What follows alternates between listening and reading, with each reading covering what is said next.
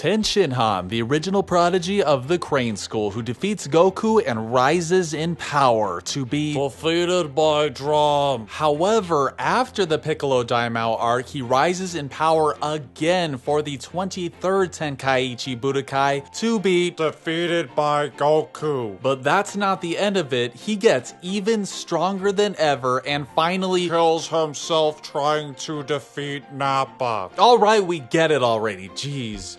Tien has had a pretty rough ride in the Dragon Ball series despite being so powerful, especially toward his earlier portions in Dragon Ball. But let's take a trip through time with Tien as he becomes more powerful throughout the series.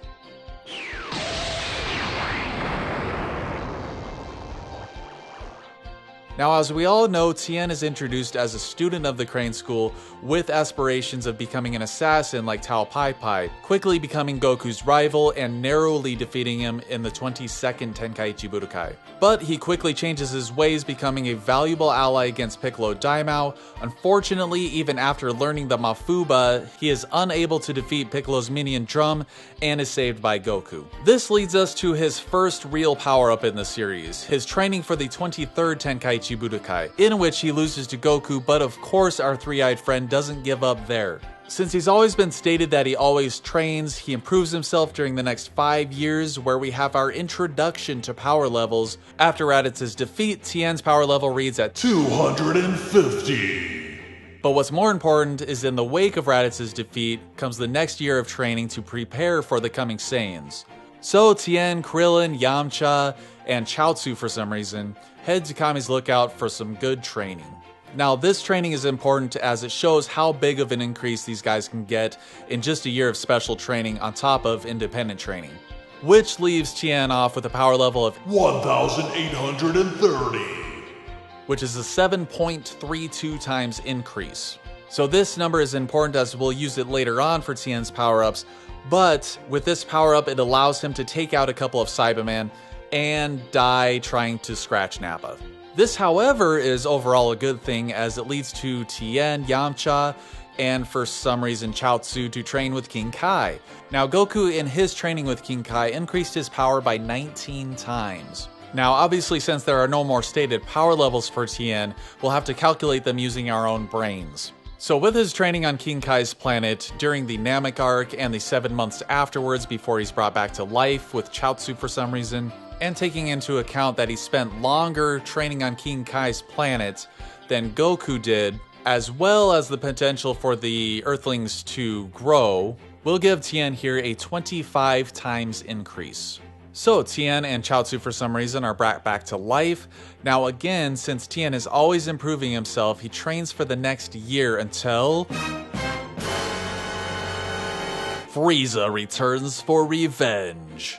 So it's very difficult to gauge how much of an increase he gets from peace training. So due to them not knowing of any imminent threats and not doing any kind of special training, we're basically just training to improve.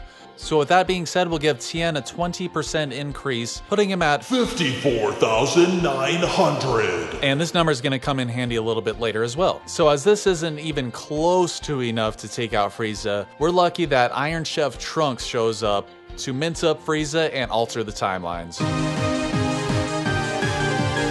So with Trunks' news of the androids, everyone splits to preparation train. Now since this time there are looming threats on the horizon, preparation training is going to yield much higher results, but not quite as high as special types of training, such as Kami's training. So we take Kami's training and divide it by 20%, giving us a 5.84 times increase per year. And as they have 3 years between Frieza's arrival and the android's arrival, that brings Tien's total increase to 17.52 times. Or a power level of 320,616 per eye, or about this many total. Unfortunately, during the Cell Saga, all this really amounts to is Tien waiting around on the lookout and holding off semi-perfect Cell with his Shinki Koho, which actually should be more indicative of the Shinki Koho more than his actual power level, unless he got like 1,000,000 times stronger or something crazy like that. So as he does nothing but get beat up by Cell Juniors, we move on to the 7-year time skip after Gohan defeats Cell, in which our peacetime training calculation comes into place once more. So we take our 20% per year peacetime multiplier and compound that over the next 7 years, resulting in a total battle power of 3.4 million, which somehow allows him with his Shinki Koho to deflect one of Butank's attacks and then die. But of course, since this is Dragon Ball, Tien is revived, 2, there's a time skip after the Buu Saga, and D.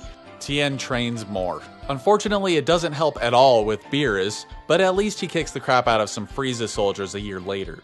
Now with all this, we arrive in the Peace Arc, followed by the Tournament of Power. The time between the Buu Saga and the Tournament of Power is approximately 6 years, so we take out our handy-dandy peacetime multiplier, giving Tien a total battle power of 10.1 million in the Tournament of Power, meaning he can wreck base Goku on Namek. And of course, if you've seen Krillin's Timeline of Power video, you know what that means. But go ahead and subscribe for more videos like this in the future. Any sharing of the videos is highly appreciated, as I put a lot of work into these. And as always, thank you guys very much for watching. I really appreciate it, and take it easy.